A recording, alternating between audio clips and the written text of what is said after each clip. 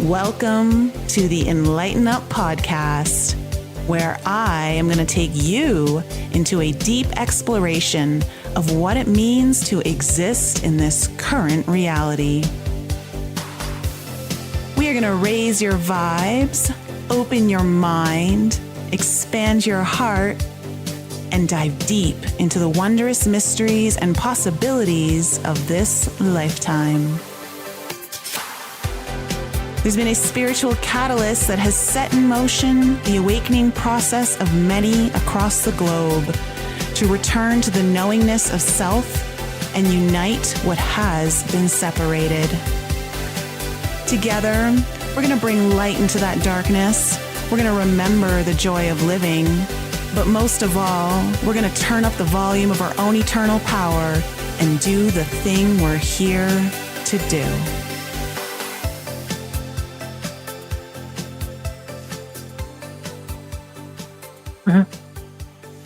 Hello, everyone. Welcome back to the Enlighten Up podcast. I hope you're all doing very well at this time. We are about to enter into the month of October. Just a few more hours for those of us on this side of the planet. But Mary Dusina is here with us today to discuss the full moon in Aries, which is very important because we did have a solar eclipse in Aries earlier this year, which means there's something around that eclipse that is culminating on the 6th, 7th of October, depending on where you are in the world. And Mary and I are going to break all of that down. But before we get into that, Mary, I just want to know, how are you doing today? I'm doing good. I'm looking forward to this new season of where I live in the mountains. I love harvest. I love spring equinox, and I love the autumnal equinox in the mountains. So I'm happy that the temperatures are going into the low 80s, and soon we're going to see the fire colors of fall, autumn. Yes. Well, we are already seeing, we see a lot of yellow here in Colorado because of all the aspens changing colors. And I was just up in the mountains for the retreat this past weekend, and it was so beautiful. We lucked out on the weather. We couldn't have asked for better weather. The mountains were just stunningly golden. All of the aspen leaves covering the mountains in this golden color. But also we had beautiful weather in the mid-60s, sunshine, which of course doesn't feel like mid-60s. It feels like mid-70s, almost 80 when you're in the sunshine. But I'd love to just briefly chat about this particular retreat, which I'm going to go into more detail on another show. But it was one of those retreats that, you know, when you can sense an energy, but you don't know how to put words to it, and you're not really sure if you understand it, but it's rising to the surface. That is what was occurring for me with this particular retreat. And I think it also plays into this full moon in Aries, because remember, everyone, the Aries sign is all about you, right? It's all about the self. It's about the I. It's about your identity. It's how you show up in the world. It's the energy that you bring. It's your initiation. It's how you start. It's your will. It's your motivation, and of course, Mars, ruler of Aries, also is known as the god of war, conflict, needing to sever, cut things, all of that nature. And I really do feel like this was actually part of some of the highlights for me at the retreat. I always tend to feel these moons well ahead before they get here. And I don't know if that's just because I'm a Cancer. I just feel those moon energies well before they arrive. But I think there were other things going on. And at this particular retreat, the morning that the guests were arriving, my boyfriend Ian had come up to help me set up and help me with some of the food prep. And we woke up that morning and we were opening up all the blinds. It was 7 a.m. We had our coffee in hand. And sure enough, the biggest black bear was running along the creek just maybe 30 feet away from our window. And it was not a small black bear. It was a very, very big black bear. And I instantly was like, well, one, it's the first time I've ever seen a bear in the wild, okay, which was super cool. But also the instant message I got was, well, this is a very shamanic omen for me. And so I was kind of sitting with that omen, and it brought me back to 2020, same month, September 2020, when I had my first shamanic initiation. So 5 years ago, I was up in Breckenridge, not where we were, which was close to Vale this time, but in Breckenridge, which is one of the reasons why I was holding the retreats in Breckenridge, was because I had this shamanic initiation there. Again, not because someone was doing this for me, but this was an energetic, more galactic type of initiation. And I felt all of these energies stirring up in my body while I tried to go to sleep one night at my girlfriend's place, and my bedroom had the window open so I could listen to the rushing river beside me. And the river was getting louder and louder. And so my senses were heightening and heightening and heightening. And all this swirling vortex of energy from my abdomen started to get more intense and more intense. And I just didn't understand what was happening to me because it was just intensifying over and over and over, which is very Scorpio energy. And all of a sudden, in my third eye, I was being shown an apparition of a shaman standing in the middle of the river, working the energies and conducting them towards me. And so when I saw this bear, I instantly felt shamanic energy and omen. And then I instantly remembered that moment. And why this is important is because this particular retreat, if anyone's on my newsletter, you got the newsletter yesterday in the email of me sharing some of the details.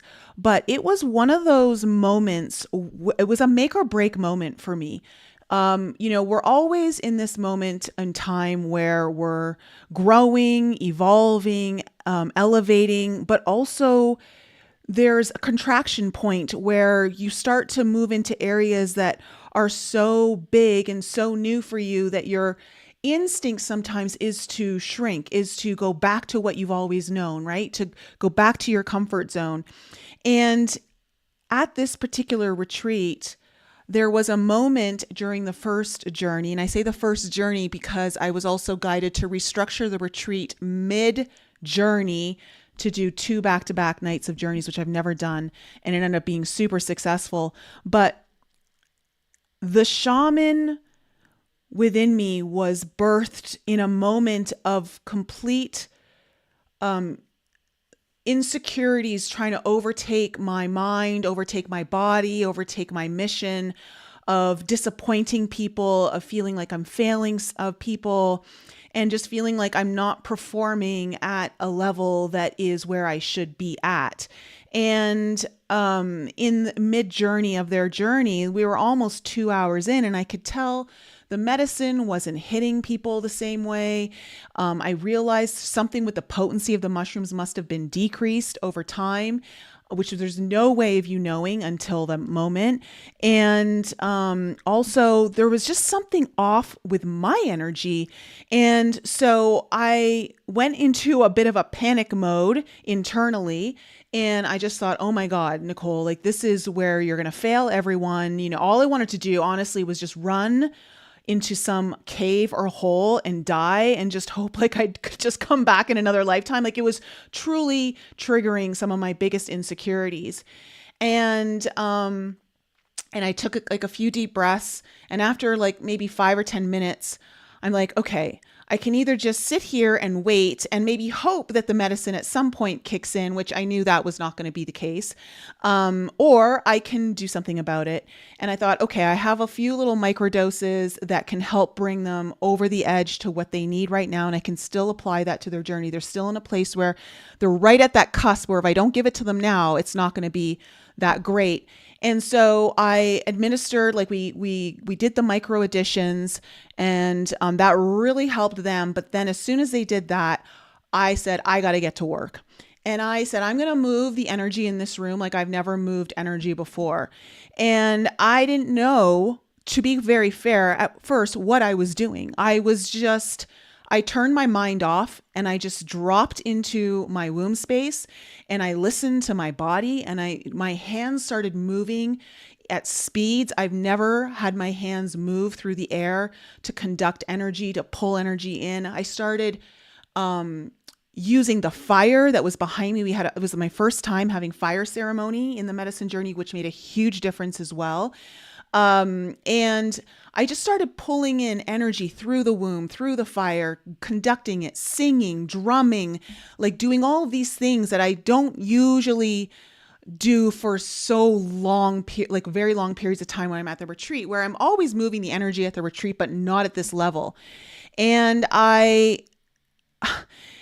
in this moment, it really helped me understand that there's, where you think like you're good, and then you realize, no, there's so much more still waiting to come online. There's so much more waiting to be expressed. There's so much lying dormant inside you.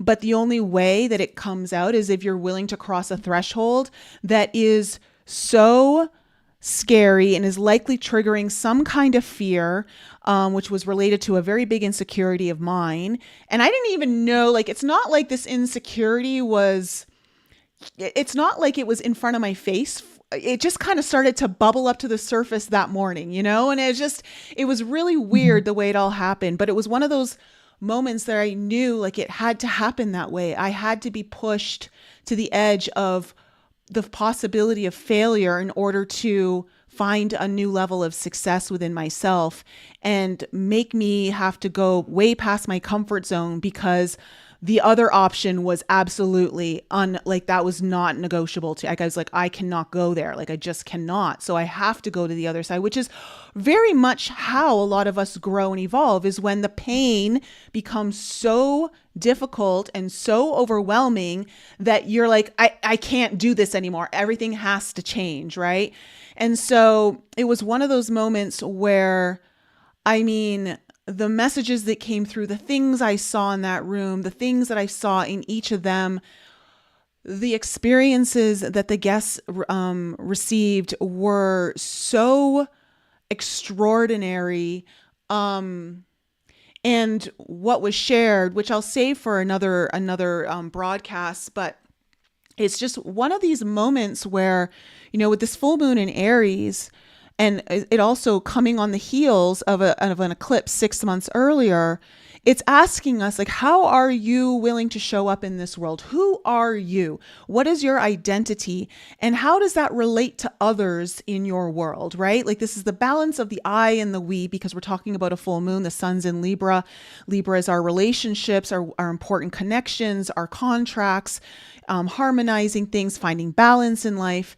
And so there's all of this way of like, how do I show up in the best way that also doesn't just support others that I'm serving, but also supports my mission, supports me and how I want to be in this world. And so for me, this was a really interesting experience to come just a few days before actually doing this broadcast with you, Mary. And so, what's interesting is how much transformation is really part of this particular full moon, with Mars being in Scorpio, Mars being the ruler of this full moon. And we'll go into more detail about that. But it was a completely evolutionary retreat for me, because I felt like I went through the journeys. The amount, I don't sing. People know I don't like to sing because I'm not one of those people who has the greatest voice. And I've had a lot of insecurities about my voice growing up as a kid. I used to pretend when we would sing happy birthday to your friends and all that, I would just mouth the words and pretend I was singing because I was so embarrassed of other people hearing my voice. And I had to sing tones. Tones were coming out of me. I started singing with the music, and allowed that expression to come into the room, because it really truly felt like the shaman within me that has been wanting to be expressed, that has been there not just in lifetimes of this planet, but lifetimes of other planets, wanting to fully take over that experience. And it was a real big blessing. And it made me realize some things of like, oh, like I'm going to buy some drums now because I'm realizing how much I love drumming and I want that to be part of my ceremony. And one of the girls there, she's like, well, maybe you might want to take vocal lessons too and start singing more.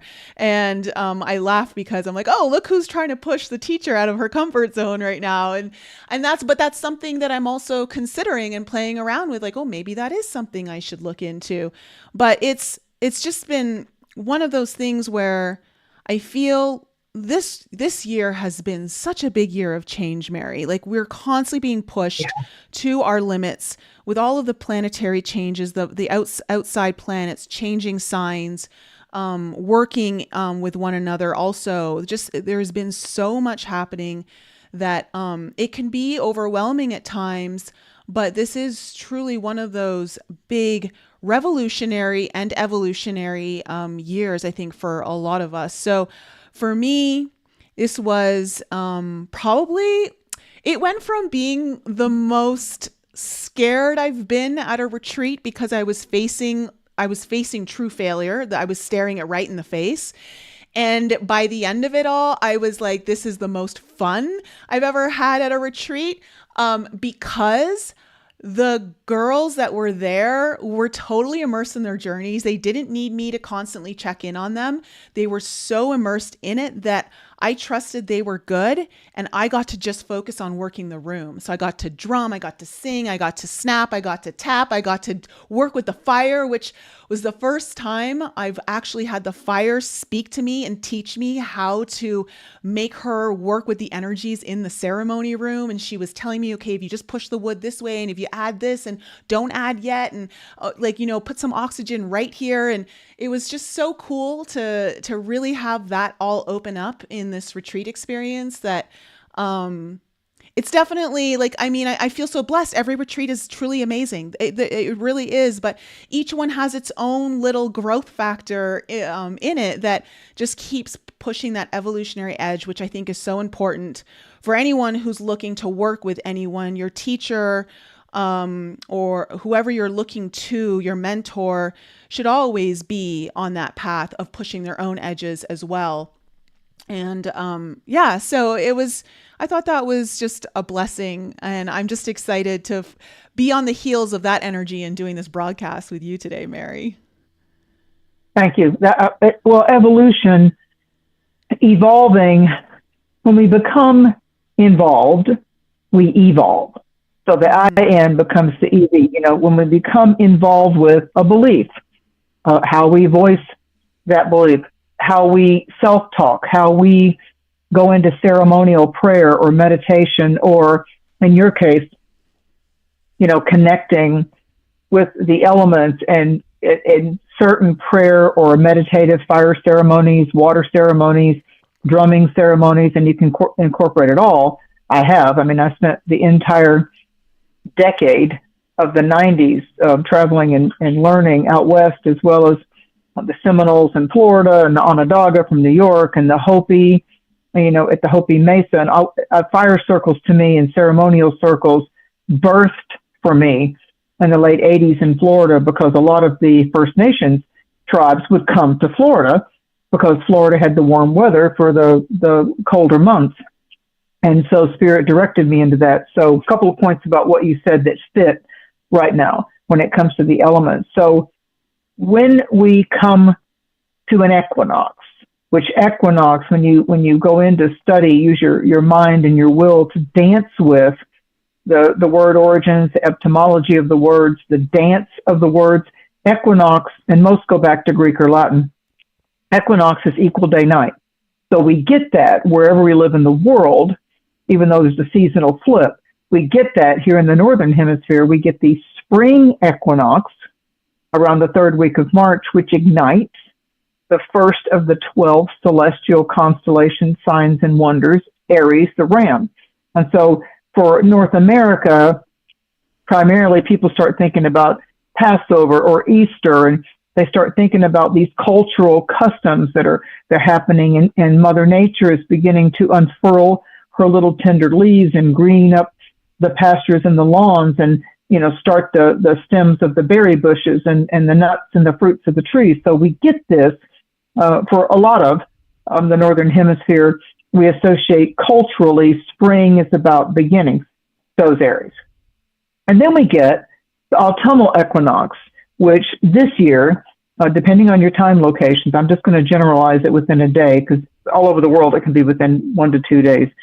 So when we came to the autumnal equinox, the equinox that opens the celestial constellations and signs of autumn here in the Northern Hemisphere, over the evening of September 21st, day of September 22nd, we entered into the second set of the 6 of the total of 12 zodiac signs. So spring opens up Aries.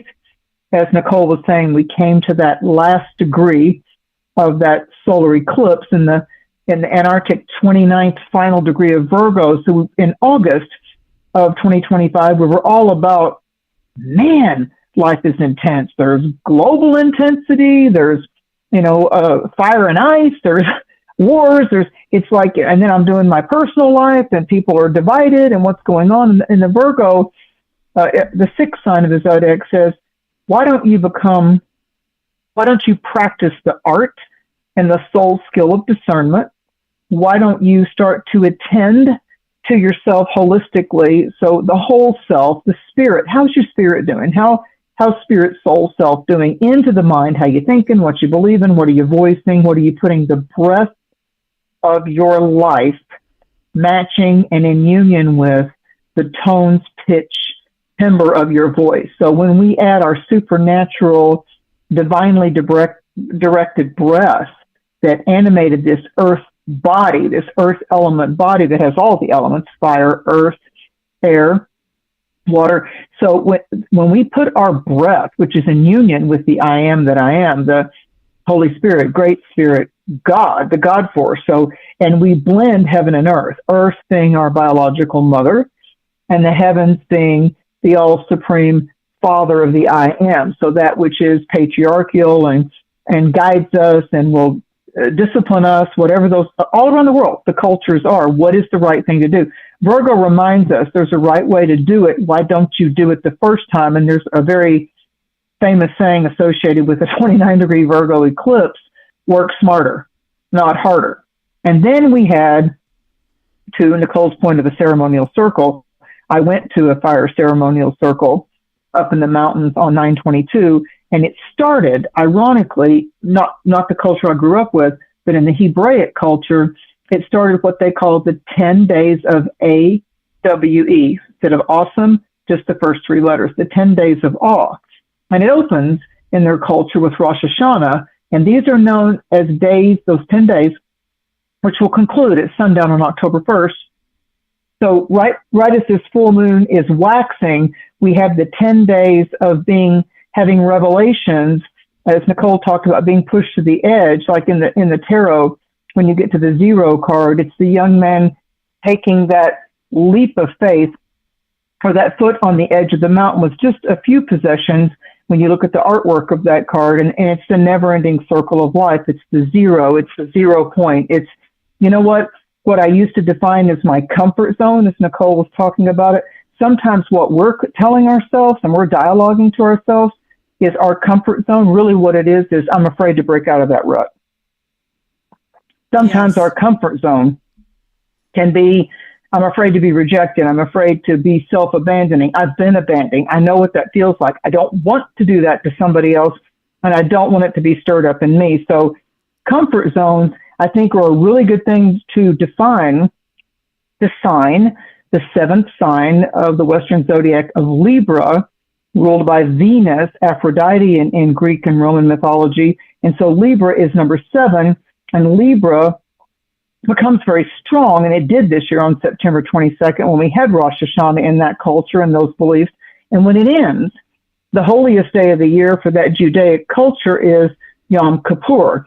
So we're in the 10 days of awe, the transactional bliss of that, when you focus on, okay, this is an air ceremony. This is a ceremony of belief and dutiful action and rearranging and letting go of my patterns. And so this has a lot to do with what I'm committed to versus what's trying to commit me. So Libra is about the win.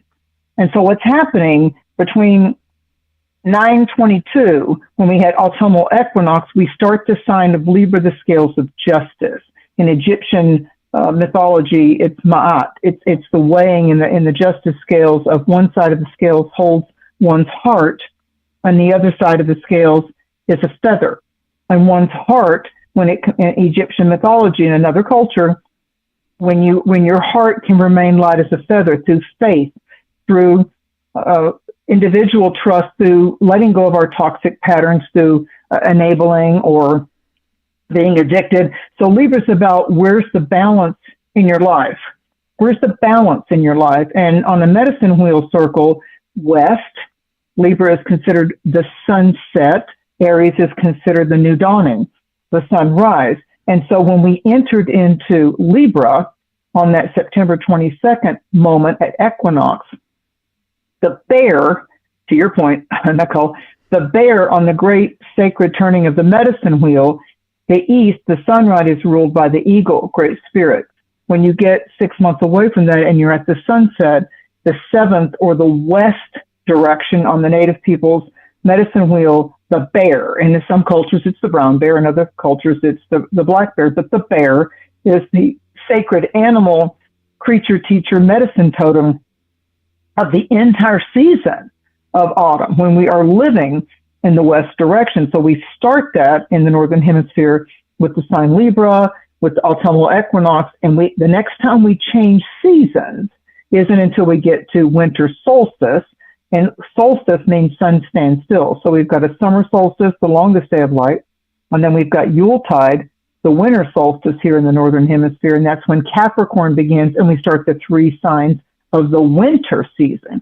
So these are the signs of autumn: Libra, Scorpio, Sagittarius. Those signs, whether you're born into those signs, your moon is in that particular sign, when you have a professional talk to you and teach you about your star map, your star wheel, or your rising sign, the front door of your personal star map, which is determined by where you were born on the planet and your time of birth, besides just the month of year. So when you start to get more into the mosaic and the deeper pieces of your majestic puzzle of the great I am that you are connected with, Libra, it's provocative. It's provocative. And the sun, as Nicole and I talk to each month, the sun is the only celestial luminary that follows a pretty definite prescribed timeline path in the third dimension of every 30 to 31 days. It's like 29 to 31 because there are 12 signs, each have 30 degrees, and that makes our 360-degree wheel.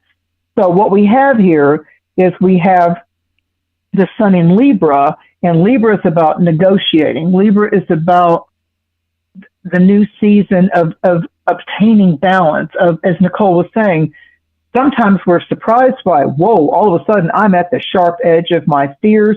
I'm at the sharp edge of like, scary clown. I'm actually going to look under the bed. I'm actually going to open up the closet. I'm actually going to file to move or divorce or move in with someone. I'm actually going to take a leap of faith. And so Libra we've entered into a new season of Libra that will conclude at winter solstice. And what we have is the first fire moon in our new season. And so as Aries begins the zodiac, and it's number 1, 6 months onto that becomes Libra, which is sign number 7. And the first 6 signs of the zodiac, from Aries to Virgo, they're very personal. It's very much about us.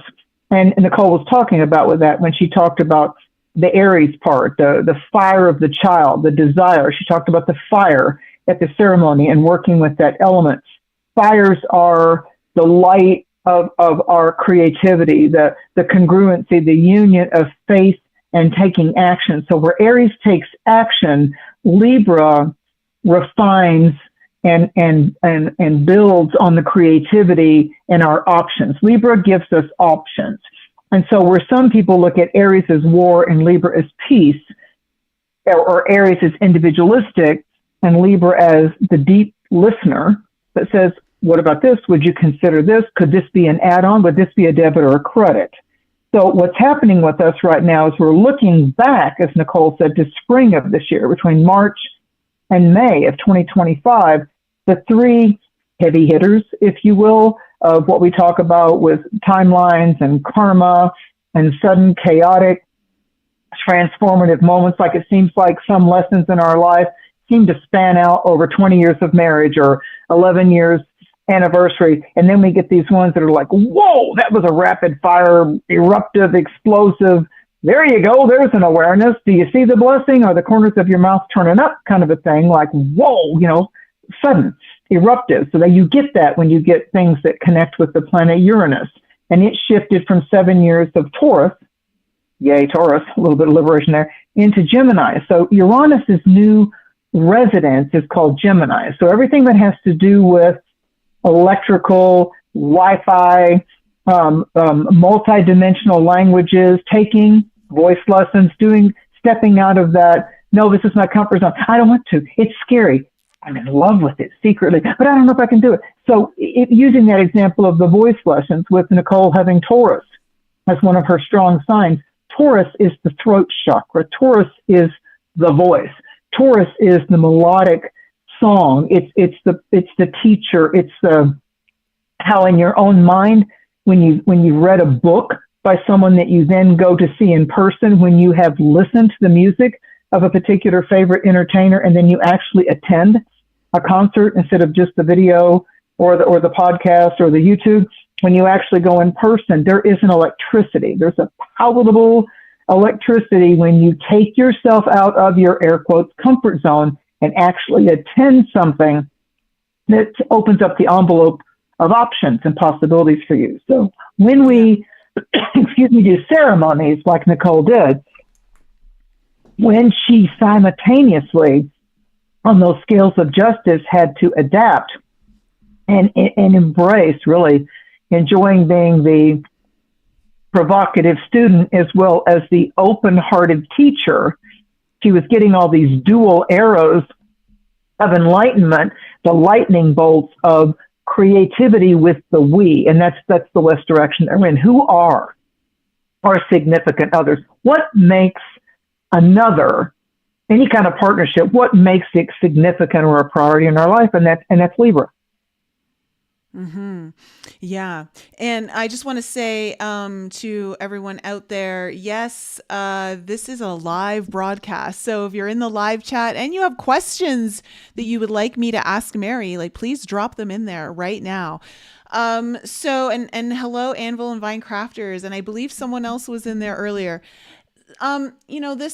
This particular full moon in Aries, it's what I think is so interesting too is, Mars being the ruler. Mars takes about 6 weeks or so to get through a sign. And of course, when it goes retrograde, it spends, last time it spent 6 to 7 months almost in like Cancer. And so having Mars in Scorpio during an Aries full moon is, which traditionally Mars also rules Scorpio, but it's a very different energy, right? Mars in Scorpio is a fixed sign, and which means that whatever's coming up in this particular full moon is going to have a lasting impact. And so there's deep transformation, change, need to look at truths that you cannot avoid, having to dig deeper. Also understanding that things that may have been kept below the surface can no longer be hidden, are really big themes of this particular full moon in Aries, again, which is all about you. So when it comes to Mars in Scorpio, Mary, do you want to just kind of break down some of the energies for people so they understand? Because it's Mars in Aries is it's very inspirational. It can be motivational. It brings in drive. It's willing to start things. It's the initiator. It's the catalyst. But in Scorpio, it's very investigative, right? It's very like it's got its magnifying glass and it's looking for it's just wanting to go deeper into everything. So, do you want to just maybe give the audience some insights into the the energy behind this particular Aries full moon? Yeah, so a couple things about Mars. The Mars cycle typically runs about 2 years before it gets back in the. So, for example, right now, when Nicole's talking about when Mars moved into the sign of Scorpio on that September 22nd, 23rd energy, when it moves into that right at equinox, Scorpio is what's underneath it all. What's the ground level, which is why Scorpio is the sign that gets along with Capricorn. You know, what's the root of this? What's the foundation of this? Scorpio is also the great mysteries of death, ascension, resurrection, grieving, loss. So Scorpio is about, are you willing to do the shadow work? Are you willing to face the louche?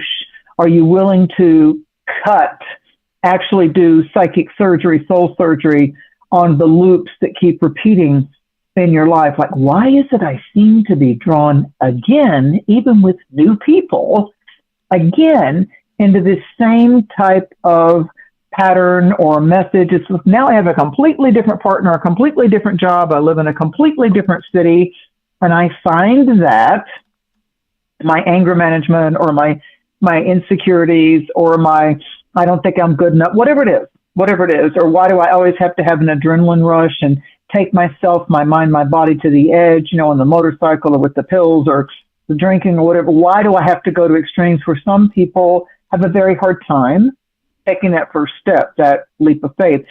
So Mars in Scorpio, it absolutely, with the Plutonian influence, it absolutely invites us to reconsider the mysteries of the supernatural, you know, the doing shadow work, doing mirror work, being able to turn and face where fear or loss has been our teacher. Like it got our attention through pain, having to let go. The opposite sign of Scorpio is Taurus. So where Taurus is into, this is what I value. I don't believe it till I see it, touch it, feel it.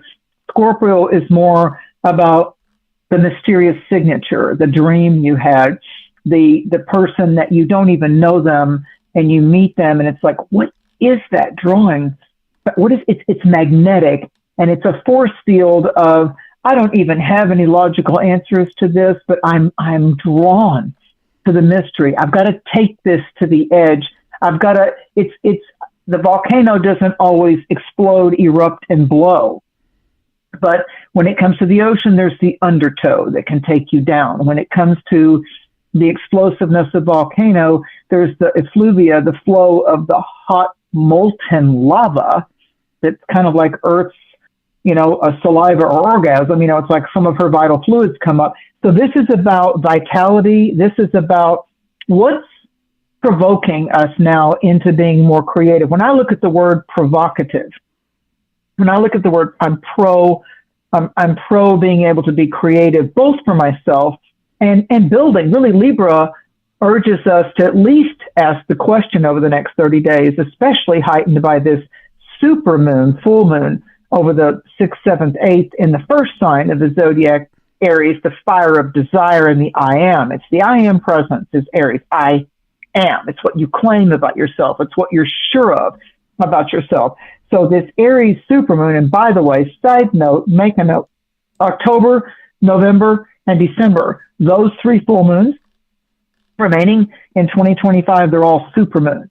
So supermoons are closer atmospherically to the rotations and orbits of our great Mother Earth, and so they have more of a pull with the emotions, our emotions, which full moons bring up oceans of emotions, and they also have a pull on our own fault lines, our own tectonic plates, our own ability to dance, to shake, to move, to shake it off, to be able to dust ourselves off, and as they say, get back up in the saddle again and ride with that courage and that determination. So with Mars can be a guillotine, Mars can be a poison. Mars can be how we have poisonous thoughts or vampirical addictions or attachments. You know, when you think about Halloween, All Hallows Eve, and the spookies and the ghosts and the monsters and all the costume options out there in this month of October. Do you want to be a witch? Do you want to dress up as a vampire? Are you an angel? Are you a clown? Are you a gorilla in a cage? So are you a bear? You know, are you a Care Bear or a teddy bear? Or are you someone that can bear things that normally would take someone down to the ground and make them genuflect and bow their knees? So in the native people's cultures, Nicole, back to your bear totem that you and your boyfriend saw running across your window, like close, within 30 feet, what do we bear? Why do we bear it? Like in the Christian culture, Jesus bore the stripes and the crown and the cross and carried the cross. He had a cross to bear. We hear those type of things. So this full moon with Mars and Scorpio and soon Mercury joining Mars, and exactly, even though it goes in the sign, Mercury and Mars, you get this big oomph of Sherlock Holmes, this big of X-ray vision, this invisibility to be able to move with stealth and decorum and determination, to be the detective that solves what all the question marks and exclamation points are jumping up around everything. Over the midpoint of the 18th, 19th, 20th of October, we have Mercury, how we think, how we act, what we'll say, how we'll hold our cards, how we'll hold them or fold them. So we have some real big answers coming in over that October 18th, 19th, and 20th. And then right after that will be a new moon. Mm-hmm. And so October begins with the fire of the retrograde of Saturn and Neptune bouncing back in retrograde into the sign that they've been in for a while. You know, so they're retrograding back into the very, very last degrees of water sign Pisces. So think about an under ocean pipeline. We might hear things about how necessary these pipelines of underneath New York City, the gas lines, the propane, the water lines to try to get oil or fuel or whatever volatility potential is there, similar to Earth's volcanoes. So look at pipelines that are underneath the ocean, or new pipelines being built, and who's for it or against it doesn't matter if it's meant to be a pipeline of one connection to another. So Mars in Scorpio is also saying to us, there are some mysteries that you may have personally, intimately, never spoken to anybody about, and yet it seems like it's got a mysterious, keyword for Scorpio, allure.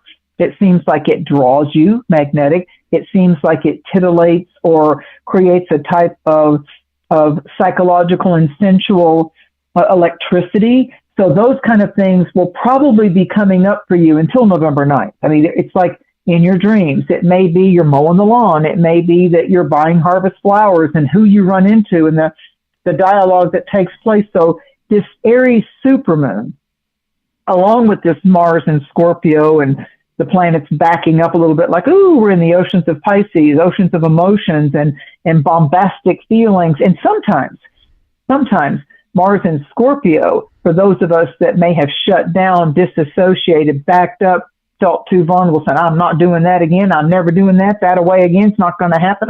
No, men. And so we've walled off and we've become the scorpions.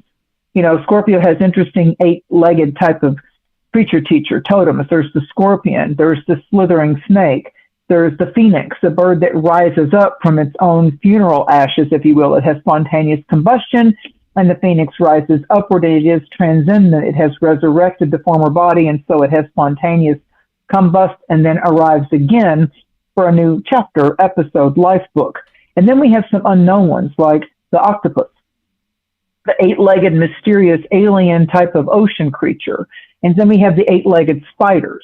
You know, sometimes I've read books from England and overseas that talk about the black widow spider primarily being the one associated for Scorpio. But to me, all spiders and the fear and the mystery and I didn't know about spiders in that web. It's in my hair. You know, that kind of like, that we go into, like, you know, peekaboo, spooky doo kind of thing with spiders and snakes.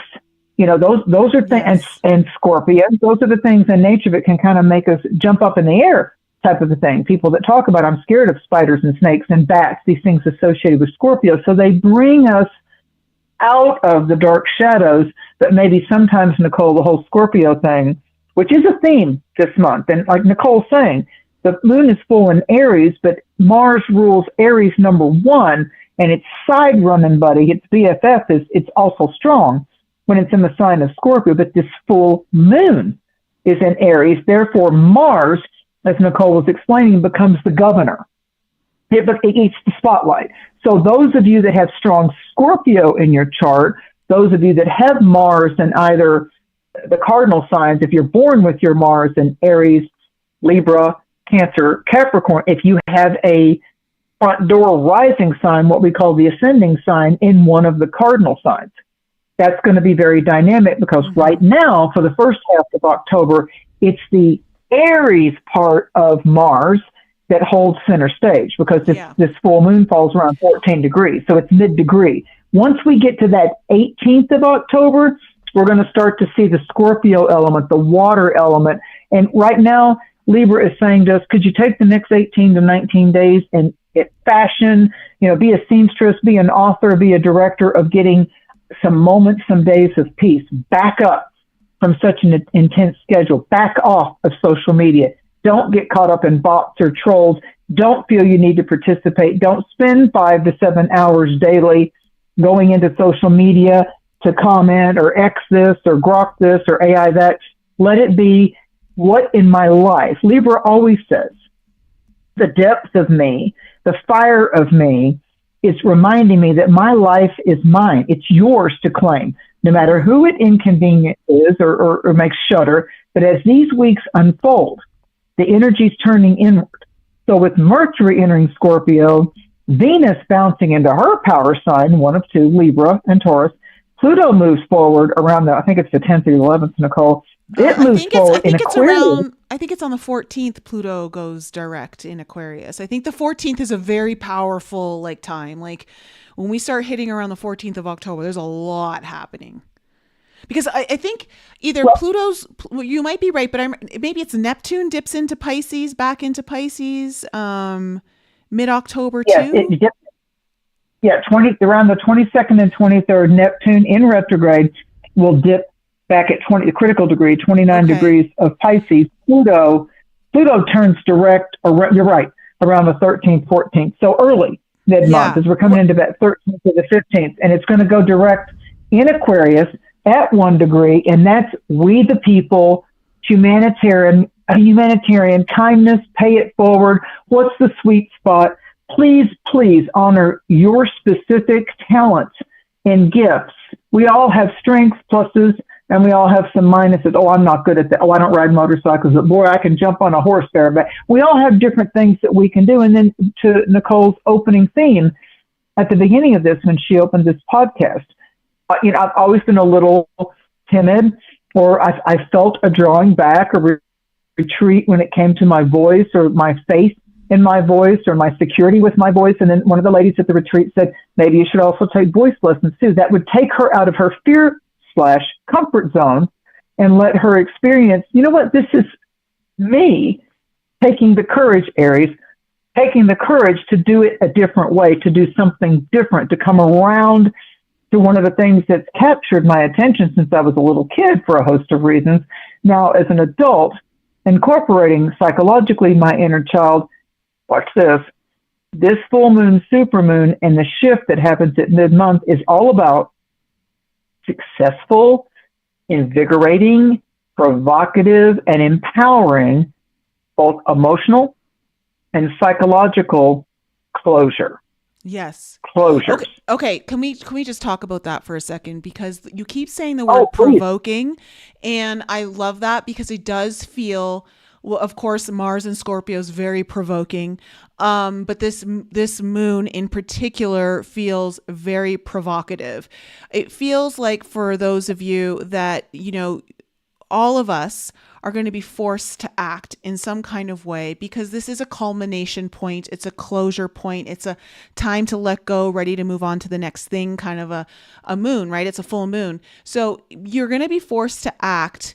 And there's more reasons behind this. We'll get into them in a second, but either by some sort of circumstance that makes the decision for you, or by realizing that you just can't keep managing like two different kinds of worlds. Okay. So this is about really facing that non-negotiable energy that I was talking about earlier, where I realized failure is just not even negotiable for me. Like I can't even negotiate anything there. I have to go full blown the other way. And also this idea of this X-ray vision, hidden agendas getting exposed. Mars in Scorpio is not necessarily impulsive the way it is in Aries, but it is certainly, like Mary was talking about, very investigative, right? So when you combine it with this full moon in Aries, it's like turning on a flashlight that cuts into other people's motives, including your own. So this might be a time with the full moon being illuminating things that are hidden, illuminating perhaps hidden agendas, buried resentments, behind the scenes power plays, being brought to the surface. And this is where you have to be looking at preciseness and honesty, and that people pleasing Libra energy, okay, has to go out the window. Because if someone's been pulling the strings or you've been self-sabotaging, everything is going to kind of get exposed and brought to the surface in this month. And the reason why you're going to be almost feeling this forced to act energy is because Mars is closing in on a trine to the North Node in Pisces. Okay, so there is this building energy that Mary was talking about, I think around the 18th of October, where Mars will come into this trine to the North Node in Pisces, meaning you've got these two water signs, Scorpio and Pisces, very intuitive. Scorpio being the mystic, the occult, which is all about things that are hidden, the mysteries of things, deep psychological energy. Mars just really like wanting to cut away at things that can no longer be part of your own psychology, perhaps things that can no longer stay hidden. They must come to the surface.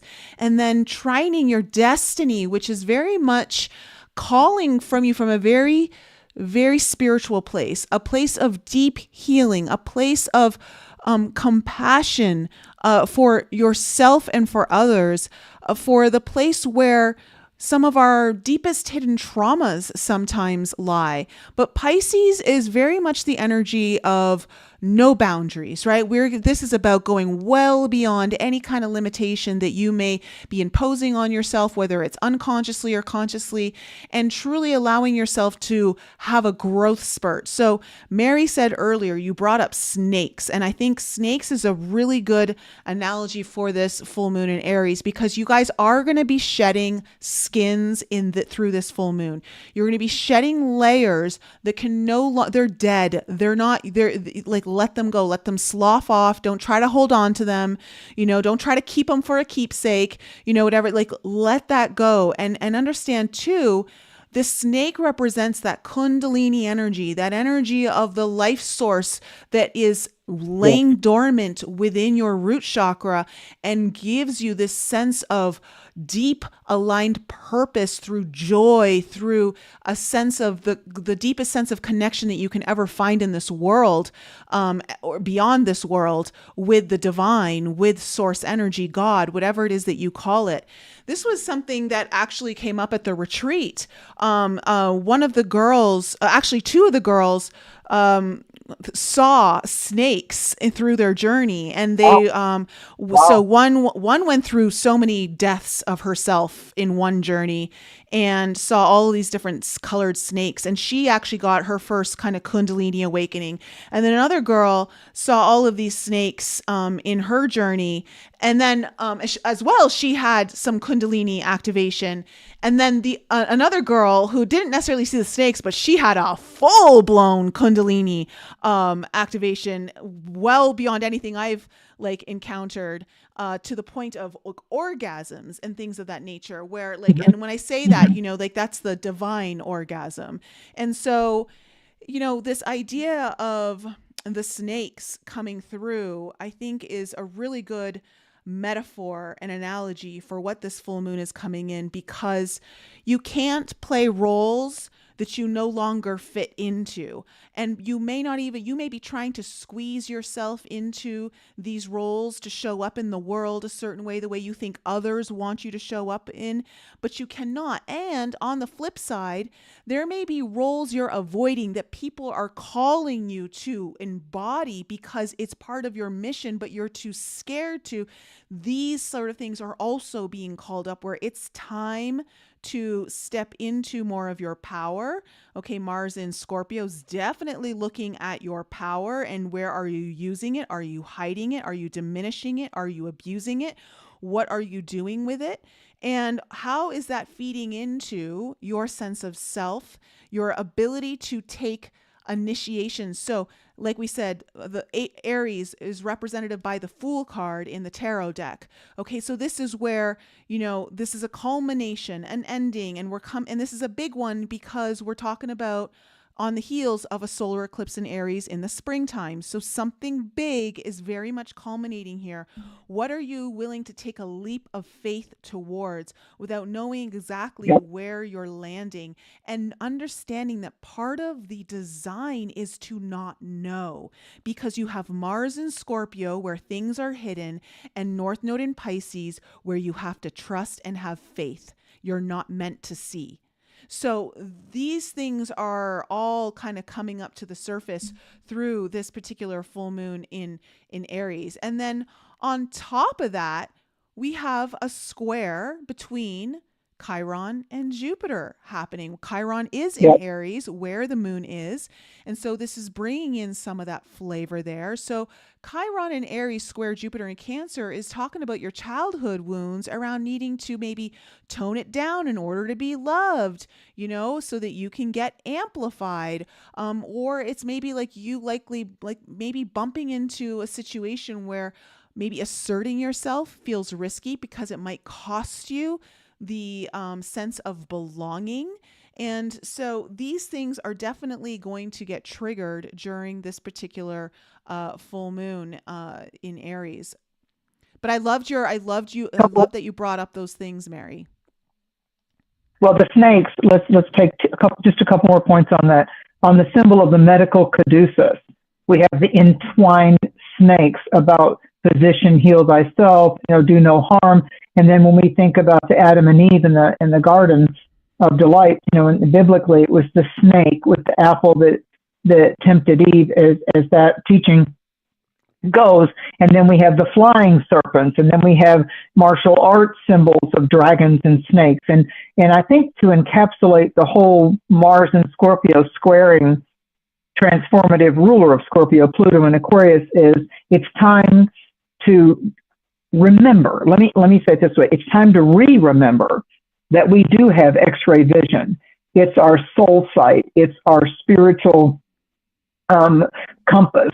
When you think about it, you go to the dentist or you go to the chiropractor or you go to the doctor and you don't really know what's going on or why it hurts or why it swells. They take an X-ray.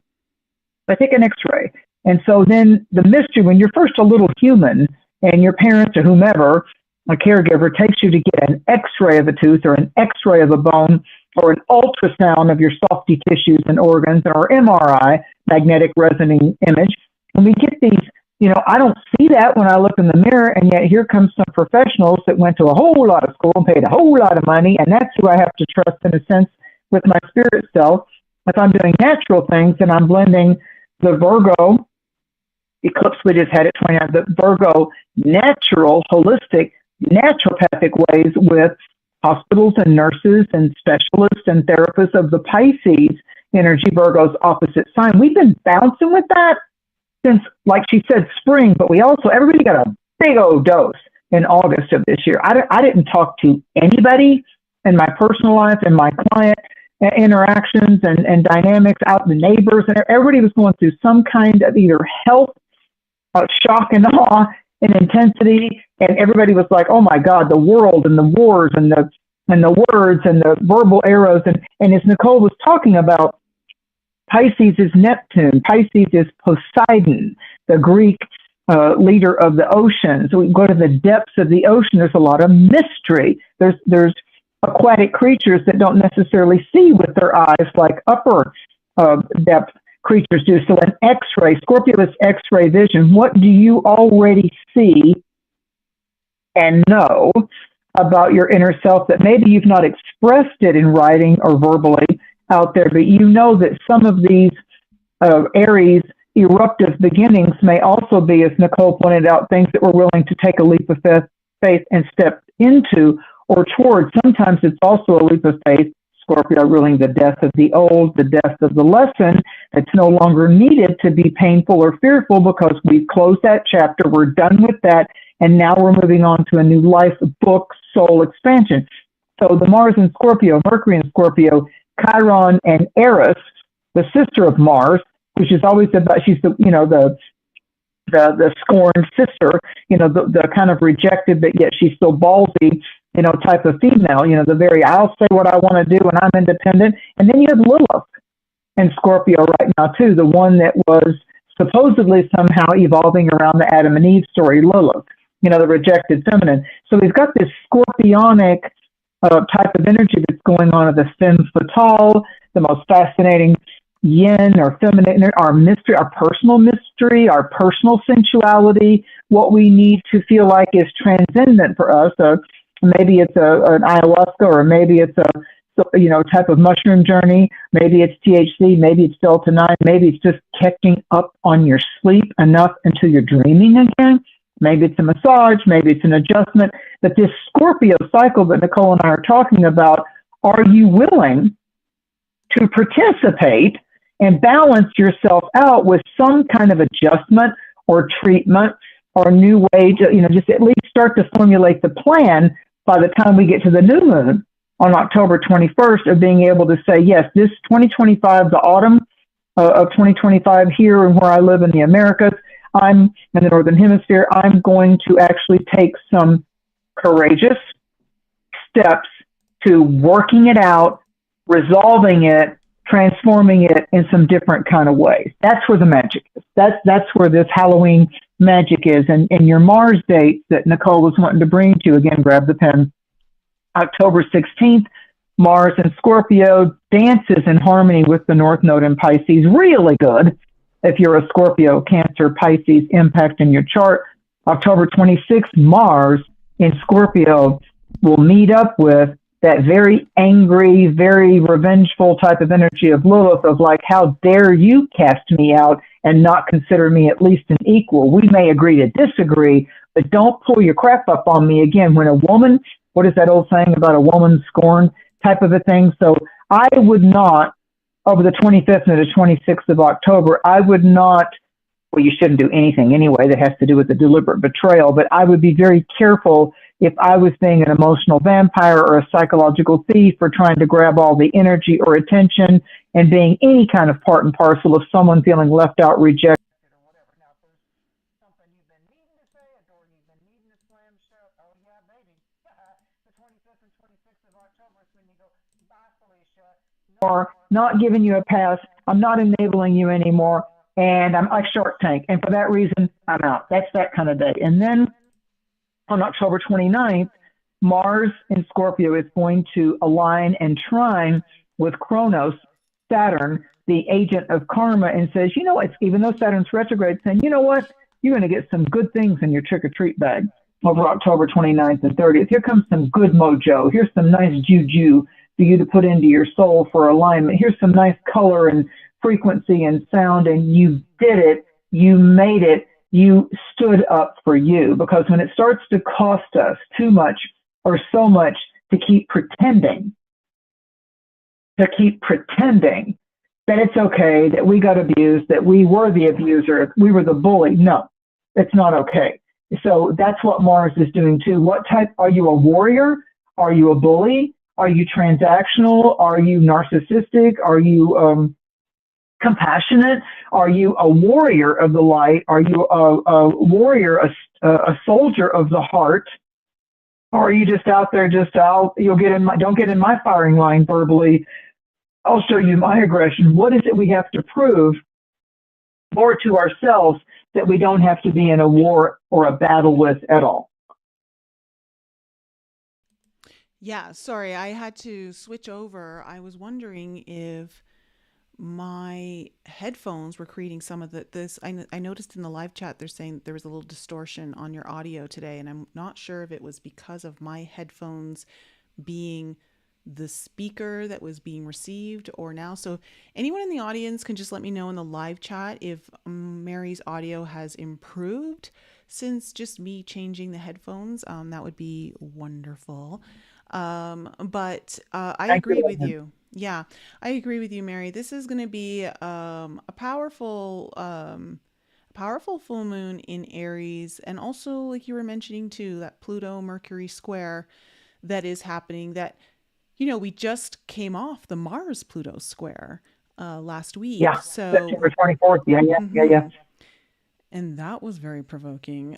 So Mercury Yeah, squaring Pluto, definitely expect some sort of reckoning.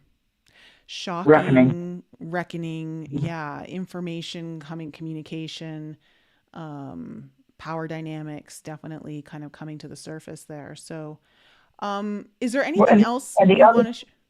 yeah, yeah, Nicole, the other thing with all this Scorpio, Lilith, Eris, Chiron, the wounded healer, Mercury, Mars, and Scorpio, and then soon, around October 21st, 22nd, the sun and moon at that new moon in Scorpio. So the scorpionic energy also is the exposure of perpetrators, the revelations of people that bring violence and inappropriateness into any kind of a rape or an assault or a kidnapping or I didn't get my way, therefore I'm going to go out and throw an incredibly fractured psychological temper tantrum and shoot it up or do this. And even though I'm going to die, there's that Scorpio thing, even though I'm going to become a martyr, no matter what my former self was. And then all the secrets that surround an assassination, a murder story. Why we watch those shows on TV of 2020 or Investigation and Discovery and whatever. Why we watch those kind of shows to try to understand some kind of way of where did they go off the rails, off the path? Where did vengeance, which can be the nasty side of Scorpio energies, and anybody's chart can be where they're doing secretive things, betraying things, being a spy for the wrong side type of a thing, acting like you're somebody's friend, like they do that all the time in police work. There's the undercover agent, and there's the informant, and they're trying to catch the perpetrator of whatever crime they're committing. But when it starts to get sexual, when it starts to be abductions and rapes and pedophilia and the darkest aspects of this world wide web and the darkest aspects of someone's psychopathy. This is Mars and Scorpio is going to expose that too. And those that think they got away with it over years, over decades, thought they'd fled to Mexico or Sweden or whatever. No, this is the comeuppance. This is where you get the dynamic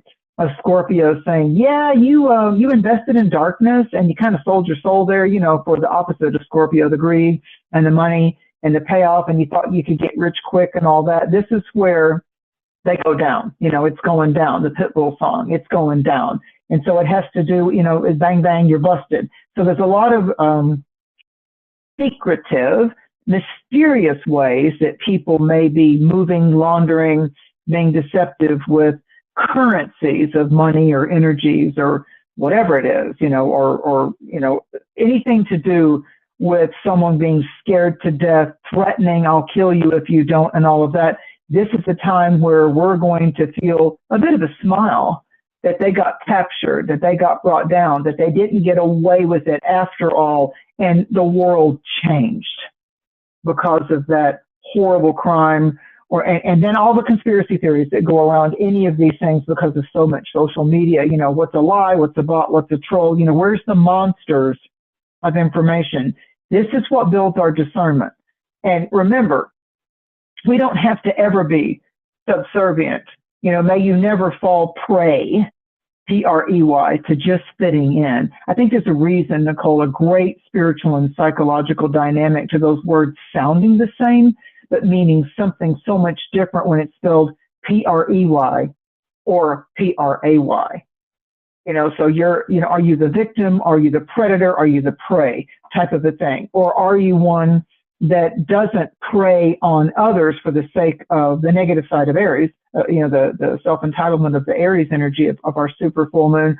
Or are you falling prey to your insecurities? Are you falling or feeling weak to the things that made you doubt yourself before? So it's metamorphic, it's shedding of skins, as Nicole, we talked about the symbol of the snake, and it has a lot to do with the bear and being able to walk the wheel with another in authenticity, balance, Libra, and the ability to be, you may not like the answer, but ask me and I'm going to give you the truth. So it's that boldness, that plutonic energy of Scorpio frequencies that are really strong this Libra season. And make no mistake about it, just because this is all going on in 2025, the Mars and Scorpio Libra dance here, that wasn't going on this time last year in 2024. And it won't be going on this time next year in 2026. This is a season of hallows.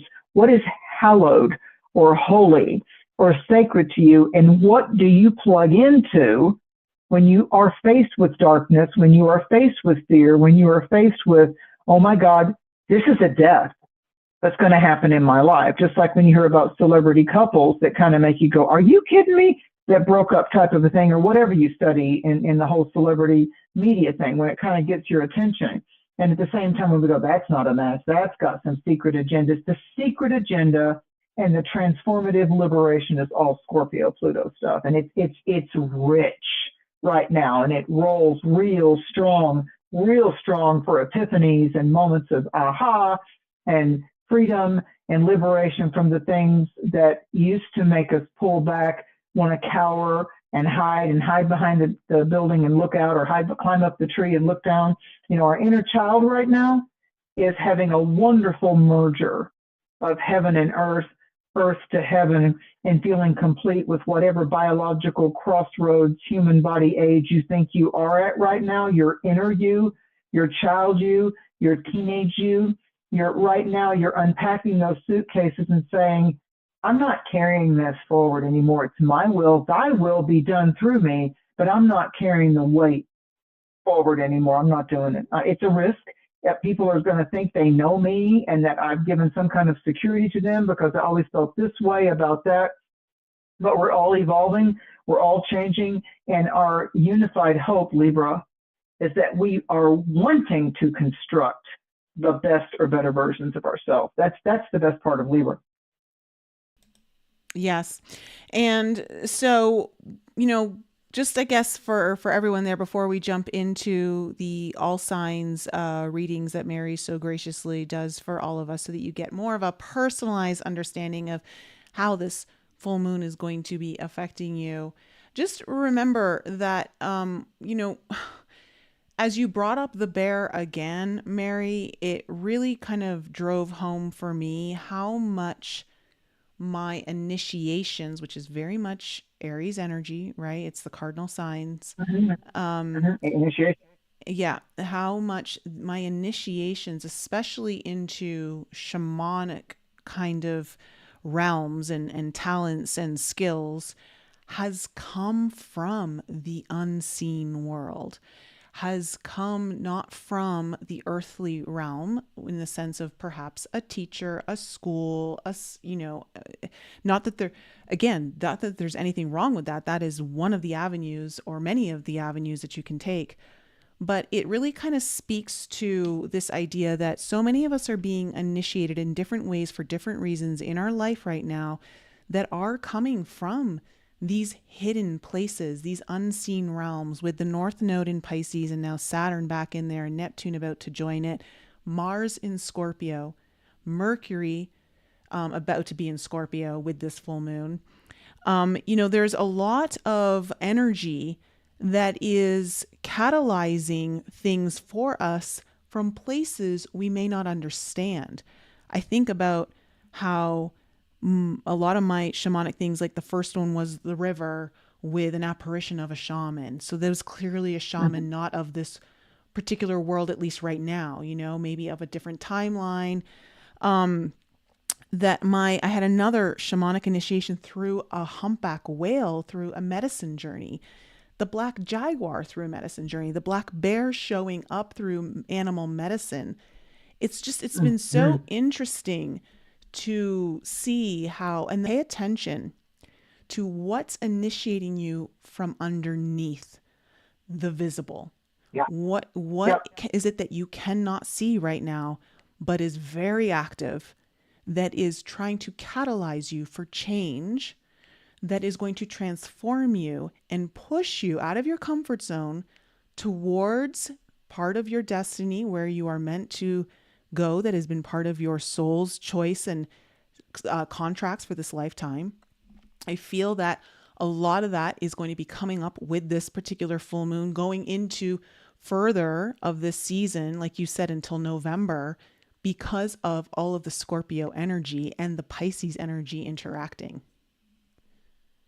Well, and Jupiter in Cancer, Jupiter in Cancer, wanting to help us, to thine own self be true. There's no place like home. Home is where the heart is. And when we take the bear symbol one more time, there's a difference between a light little slap on the back and a bear hug. Come here, you. I'm going to give you a bear hug.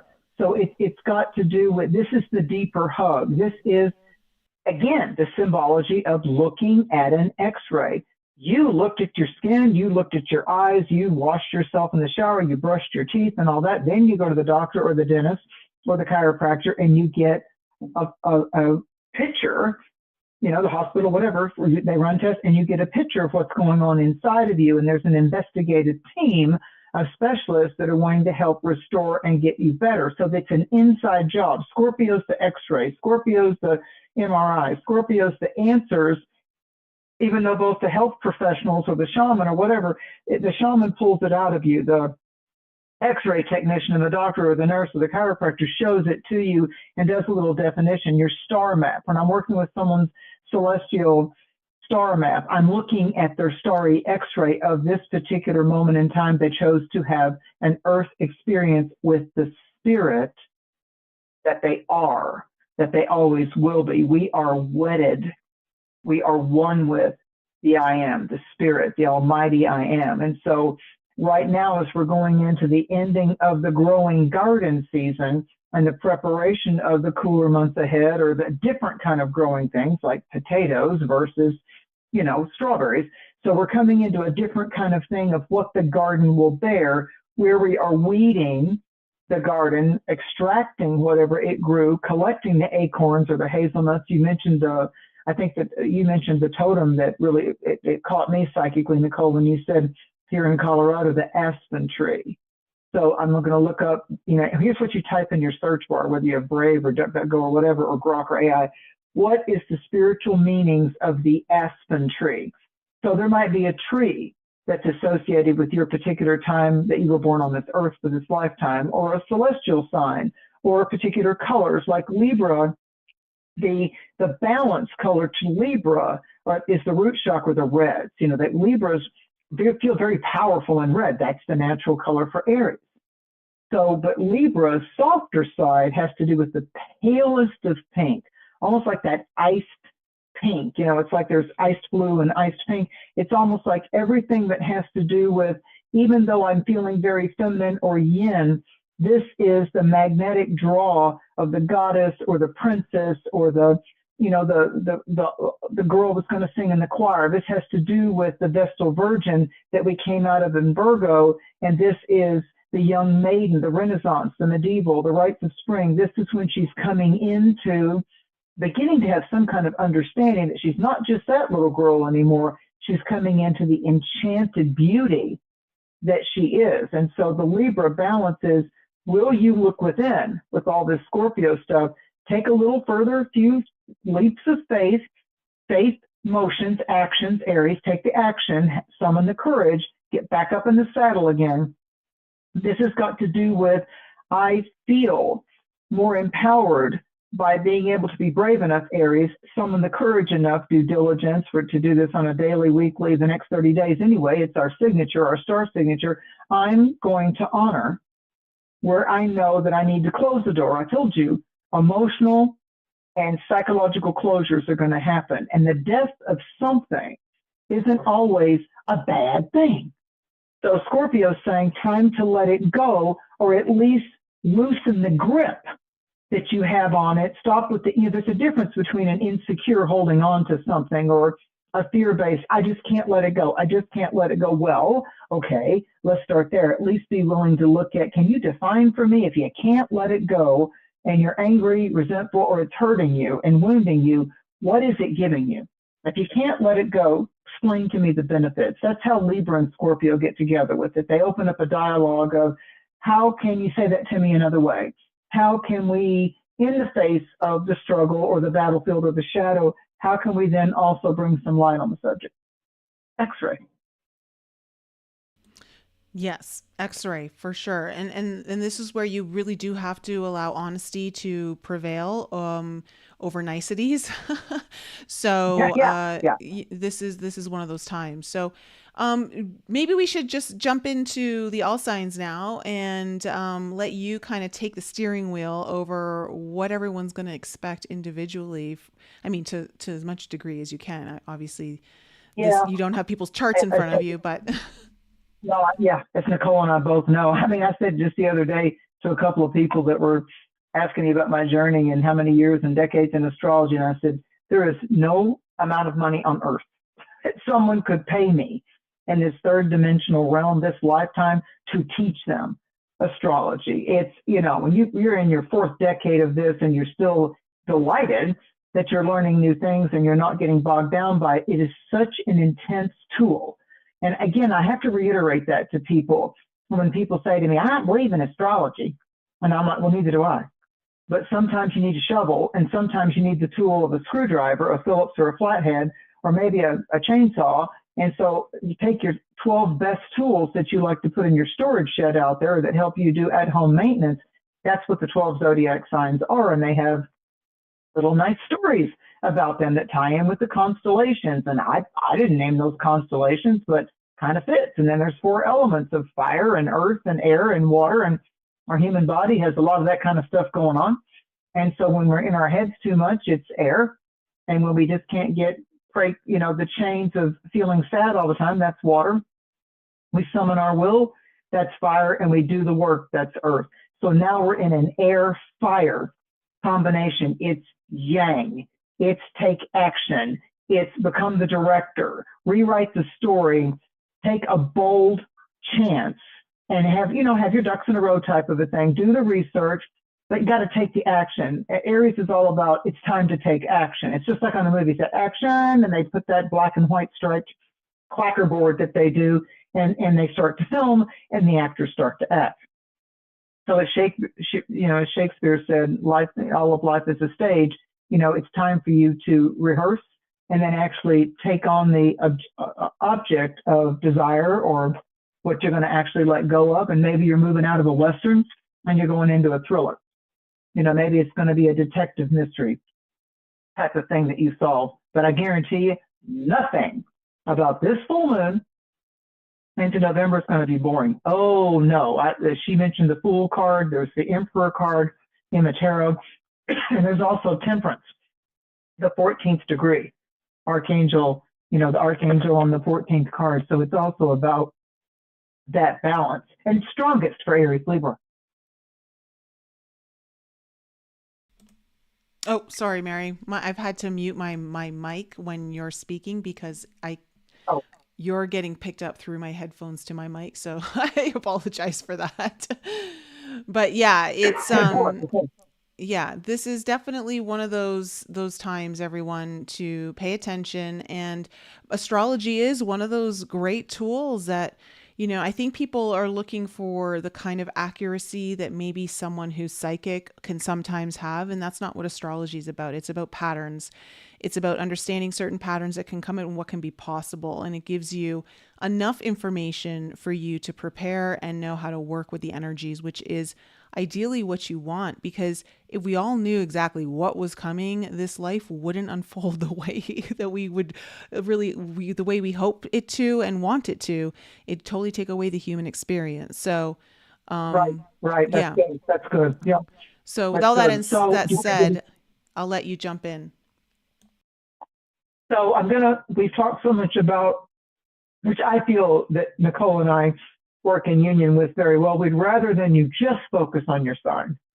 We'd rather that you look at the atmospheric conditions and the weather front that's coming in around you, and just the little zone or area that will probably get the most attention or be the realm of action happening. That's when we talk about what house it's lighting up for you. So if you're in Aries, this is an important cycle for you in 2025, because Libra, which again, starting the third week of September and rolls to like October 21st, 22nd, Libra is about you, Aries, focusing on the partnership dynamic, the drama, trauma, or peace of mind and state of heart, state of mind, and rich heart experience. So if you're in Aries right now, you're kind of a bit analyzing and beginning to balance what it is that you know you bring to the table, and also what particular karmic challenges or faults that you might have, weaknesses, addictions, habits, or whatever. What is it you bring to the table that's a plus? What is it that seems to be a bit off balance? And what is it that you prioritize in your life to do with a significant other, my partner? And if you're single or you've just closed out that dynamic, what now, at this point in your life, will you not settle for? It's just as important to know what you won't settle for and what you won't pretend is all okay, versus saying, you know what, I'm going to level up my game.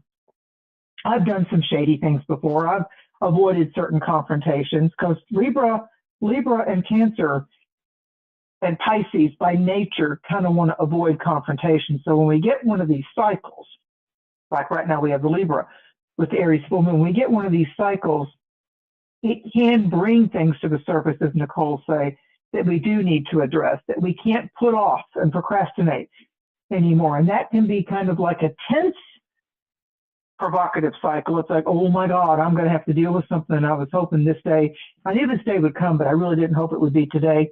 But after it all happens and it blows up, or it gets discussed, or it gets found out, there's some kind of relief. So this is a clarification for you, Aries. It's about you really getting a sense of, I know the steps that I need to take. I know the improvements I'm willing to make.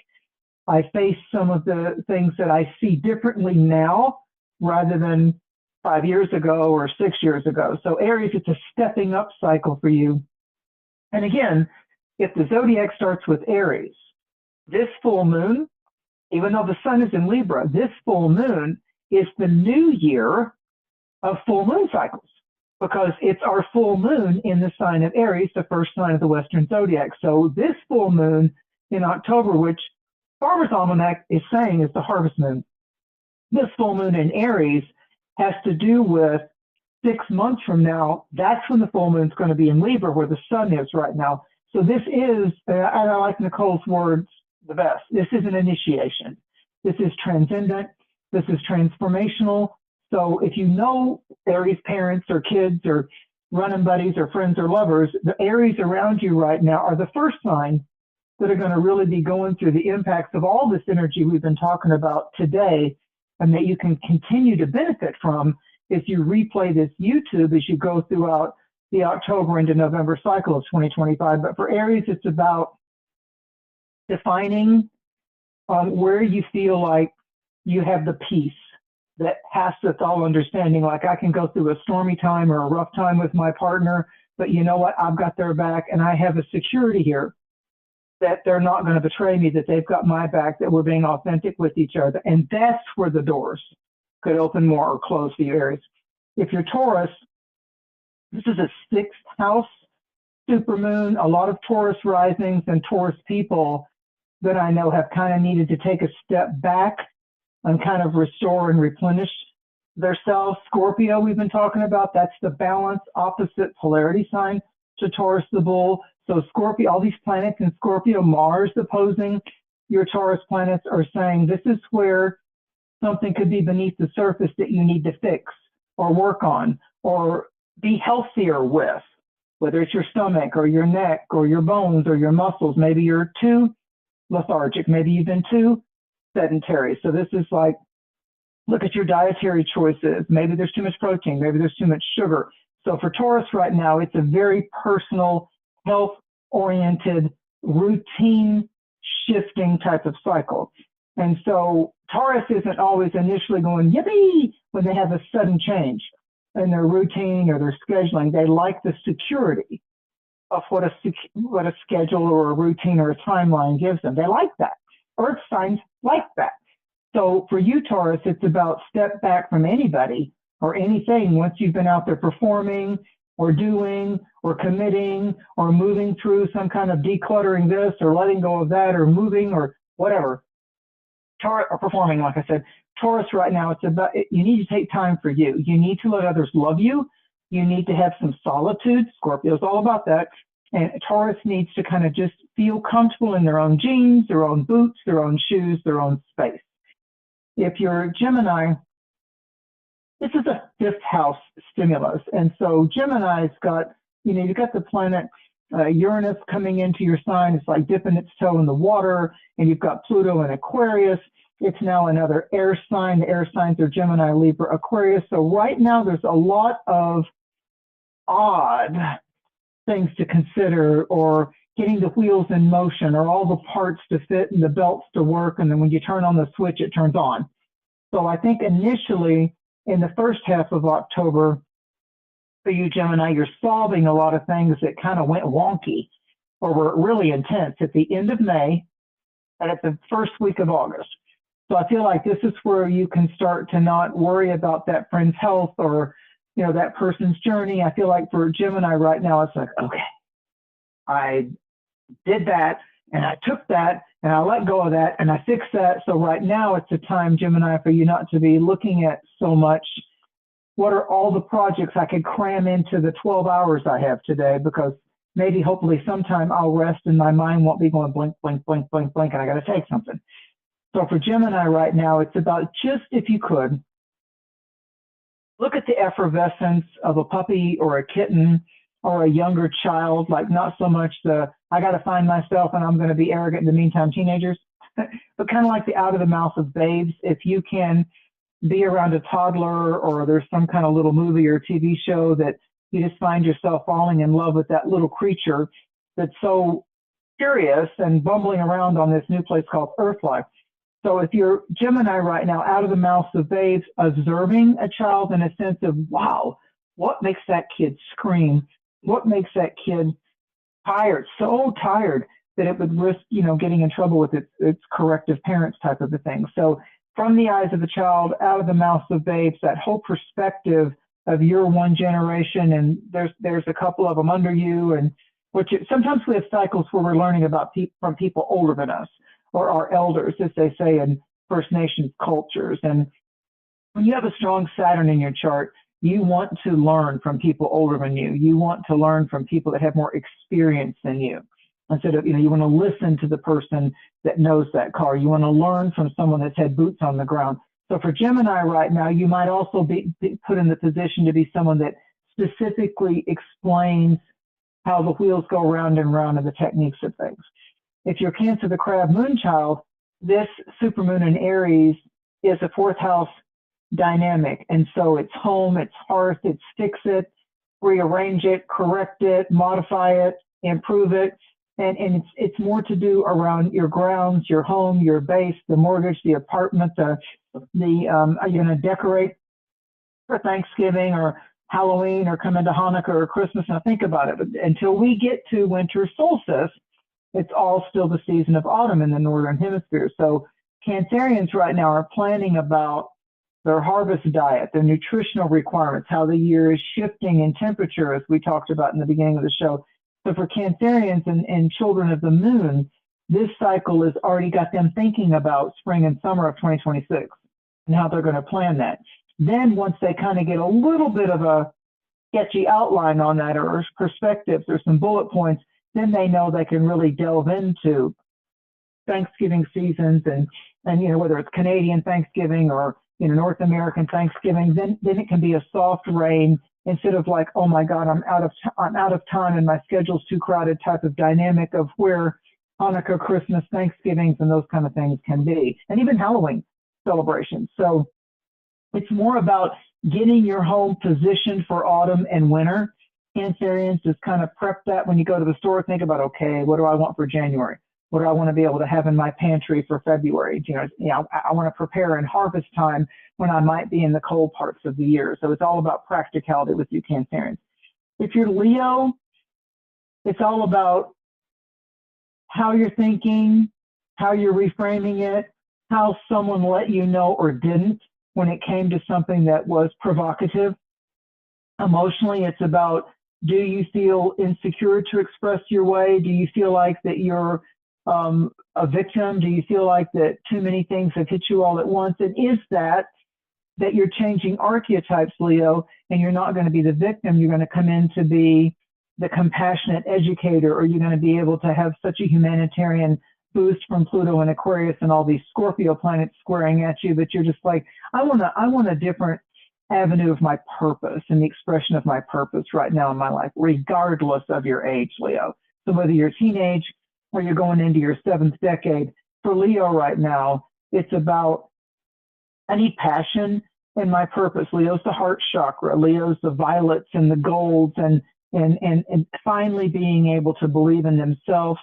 And so this is a 3rd house supermoon in Aries, and it's saying to you, focus on the words, how it's said to you and what words were used that triggered others or that triggered you, your style of expressing yourself, your performance aptitude, your ability to practice more karate or do more side kicks or look for the advantage point in the test that you've got to take or the boot camp that you've got to go through. Leos are really ready to take a big leap of faith into, I'm going to join the military, or I'm going to move out of this country, or I'm going to completely change the style and the way I dress or I appear. I'm going to change careers. These are really bold times for Leo, and I don't see that letting up until we get into the Sagittarius celestial solar season around the 3rd week of November.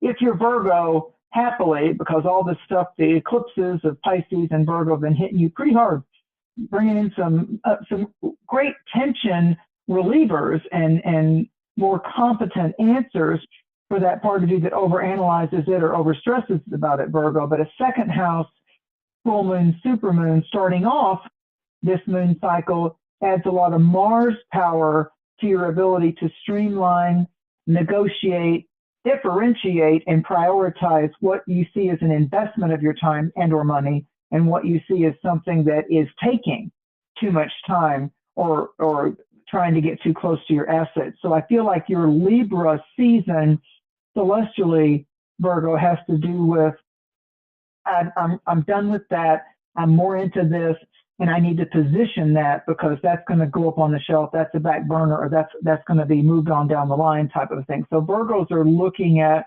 what is the definition of clutter in my life emotionally, what's wasting my time psychologically. I'm here again. Why am I here again? What am I afraid of that I can't try it a different way with some other technique of being able to stress manage and handle it?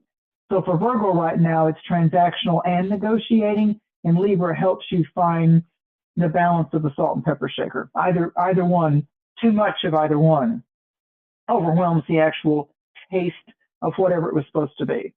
If you're a Libra, happy birthday.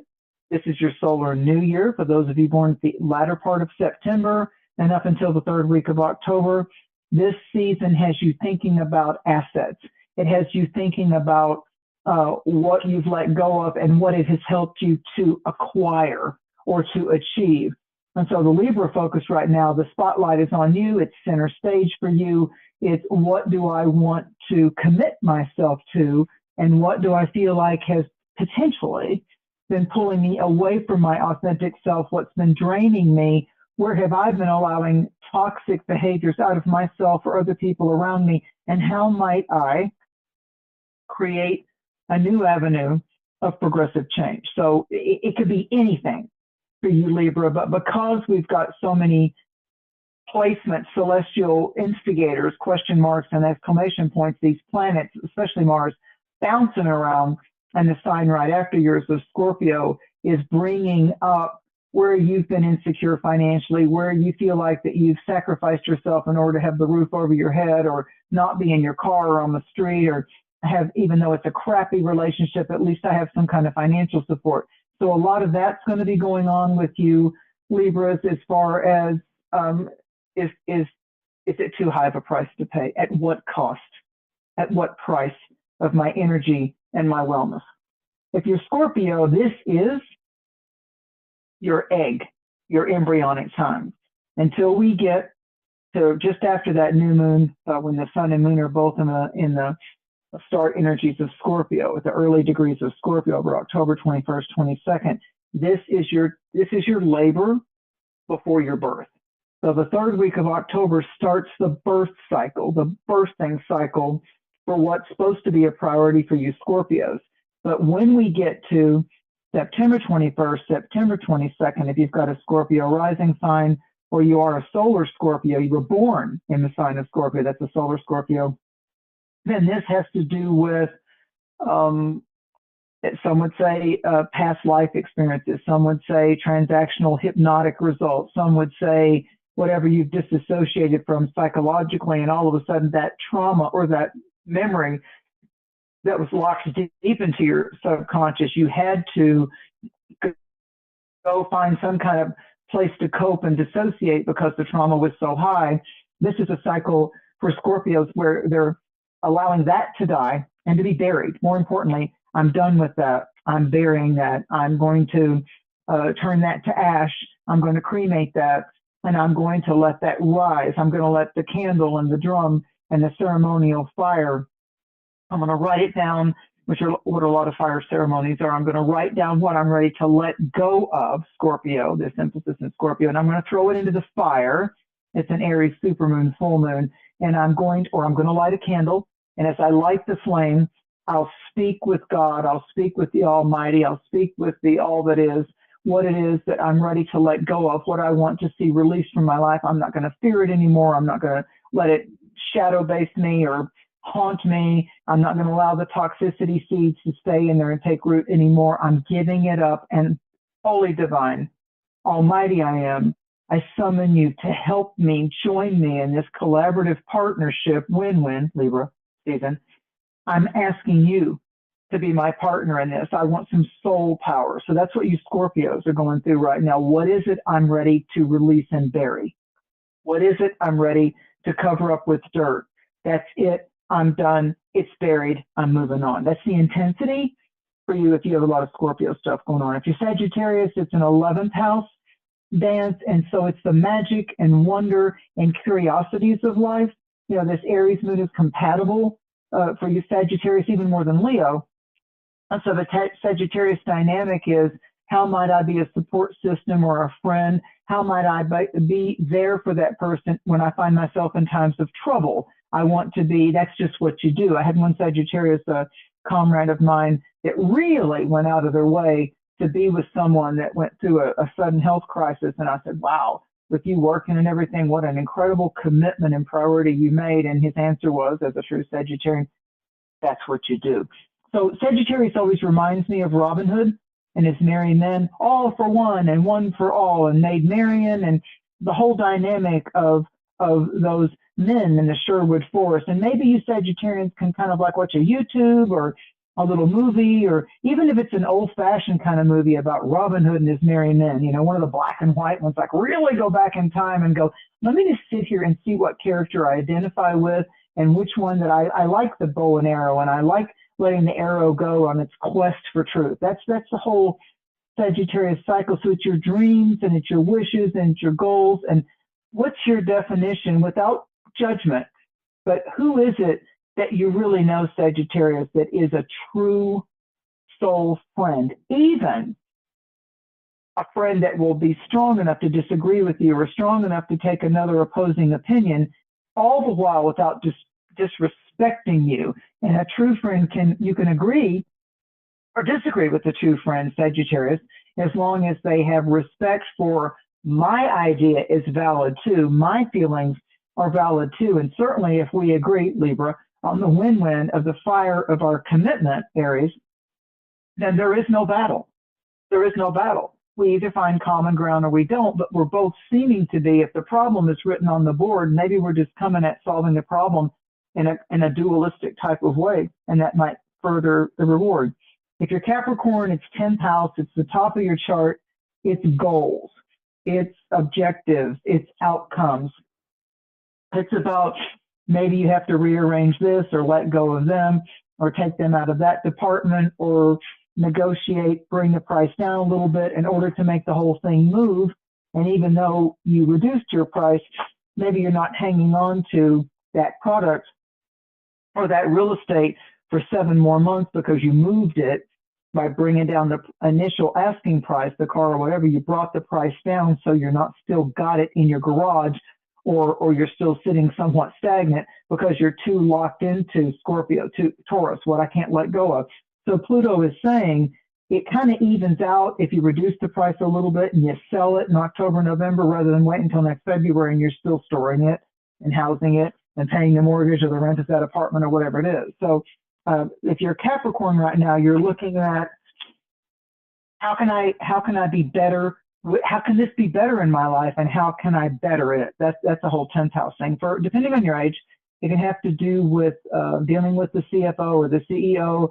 It can have to do with an elder in your actual relative family line. Like specifically, it could be a great aunt, part of a grandparent that may come forth to you. What did you learn from that person that was much older than you when you were a child? How is that medicine?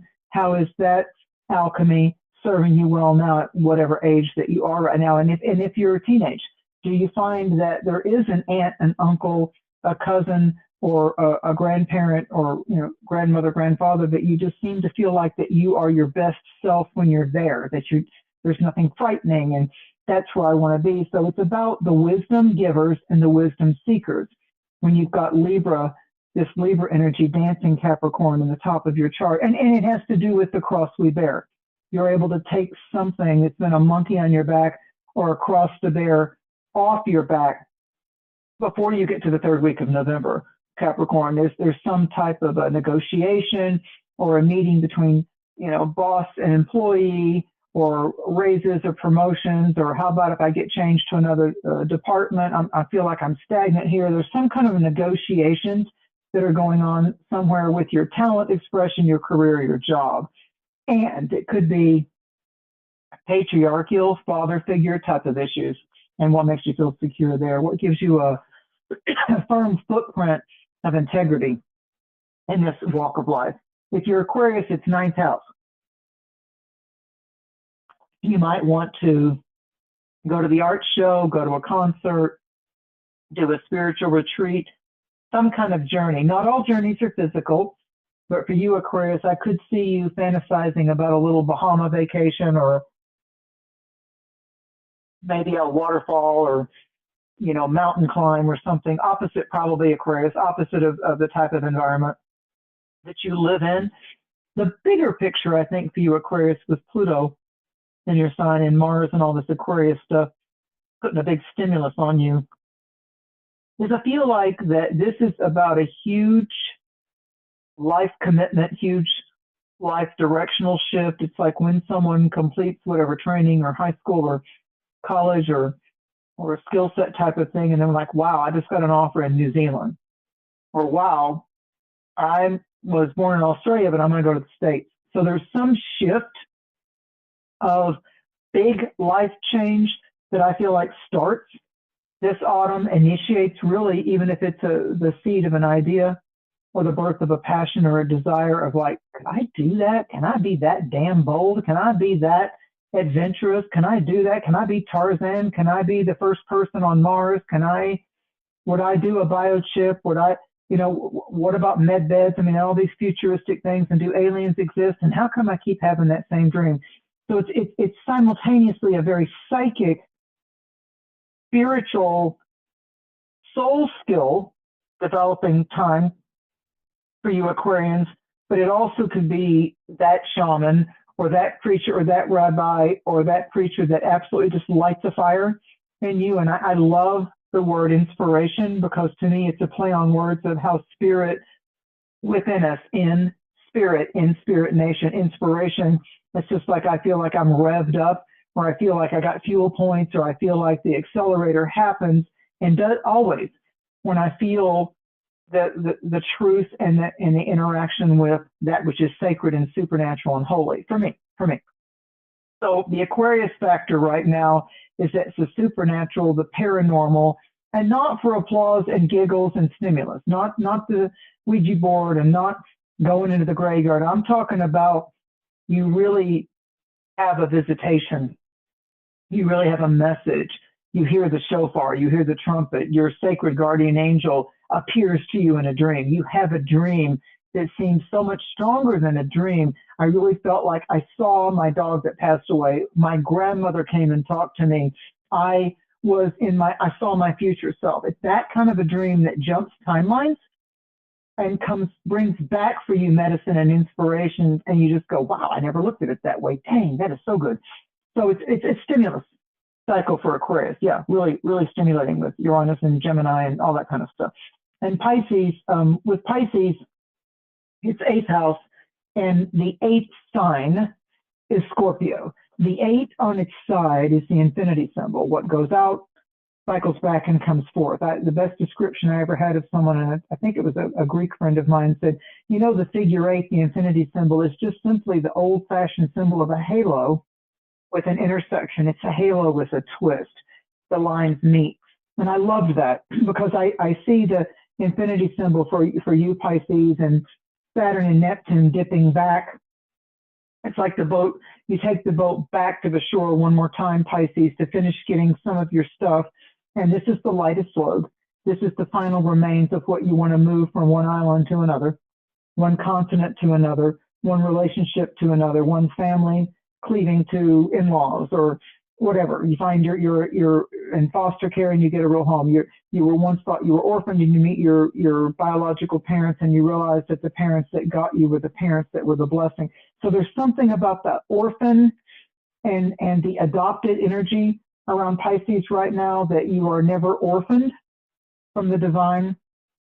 There will be things that you cling to, Pisces, and hope for emotional security with, that you will find that security sometimes is a closet where you have to feel like you need to go hide, or when you feel like you just want to shut the world out and go to sleep and escape the world and go into your inner world. Pisces knows how to do that. It knows how to swim in those inner landscapes. Like one of the movies that always reminds me of Pisces is that movie, one of the fabulous movies with Robin Williams starring in him, called What Dreams May Come, when he goes to try to find his wife in the afterworld because she's suicided and he feels she's trapped and he's got to go save her. So for Pisces, this being an eighth house dynamic, supermoon, full moon, it can help you find the match, find the puzzle piece that comes together that has to do with success and things that used to make you think, am I her? Am I him? What is this? I mean, there's so much mystery around me. I'd rather just really have some kind of concrete, concise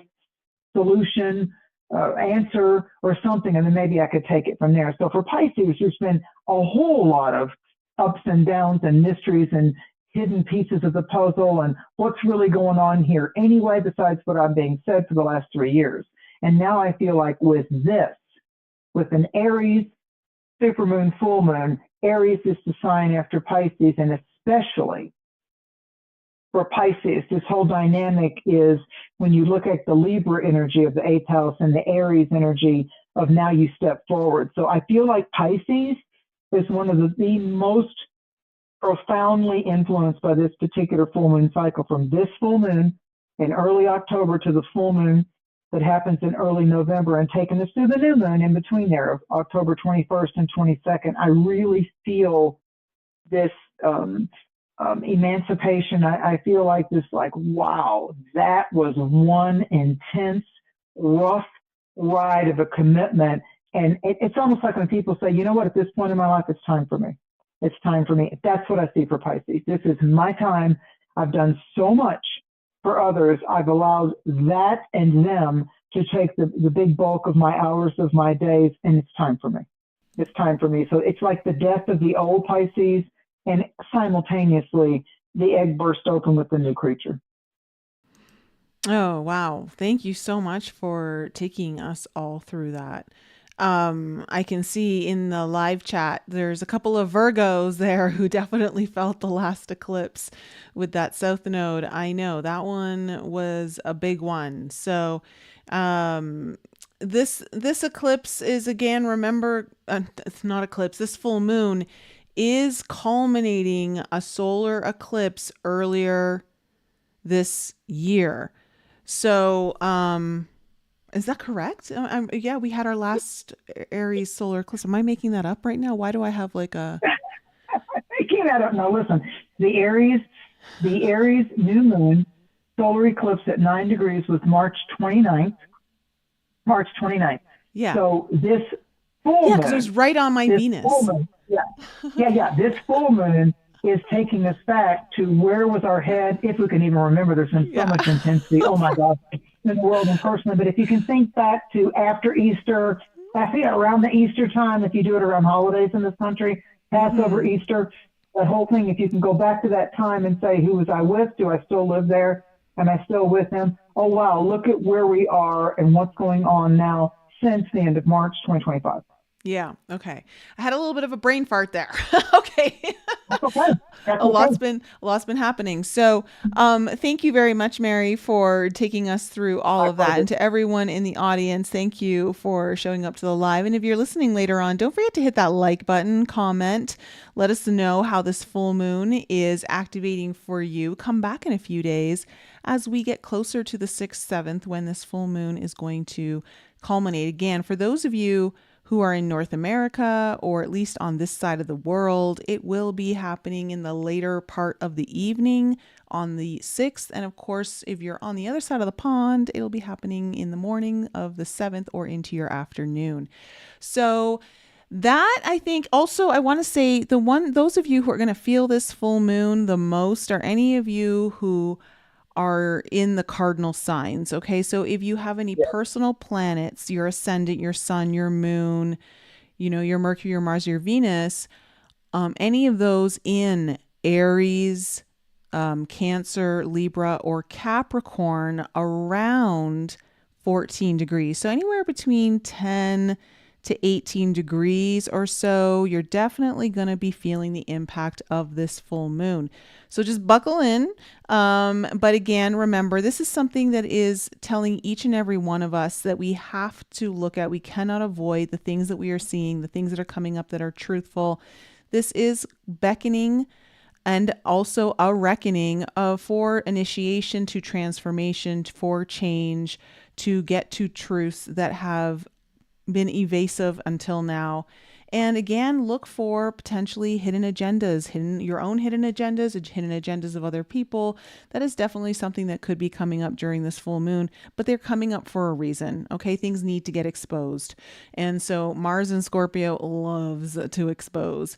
So, with all that being said, if you guys are looking to get your own astrological reading with Mary, you can go to her website, marydusina.com. I will leave all of her links. They are in the show notes. And of course, if you're listening on the podcast later on when this is uploaded, they will be in the show notes there. And of course, if you are looking to also go through some major transformation, there are a lot of different ways that you can work with me, and I've got those links in the description below. Of course, if you're looking for one-to-one, just go to my Work With Me page on my website and fill out the form to apply to work with me one-to-one. I am loving the results that I am getting with my one-to-one clients. We are doing really big work.